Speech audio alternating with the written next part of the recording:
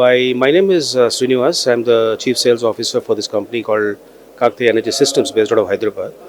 And today we are here basically to talk about the energy efficiency contributions from Kakatiya. And like I said a while ago, we are in the business of building energy efficient systems, automation. We are into automation and more on the street lighting part.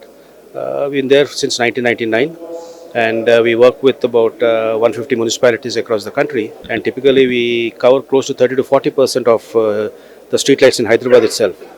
And we have been into this business for the last 20 plus years, and there's been a progressive improvement on the products that we build.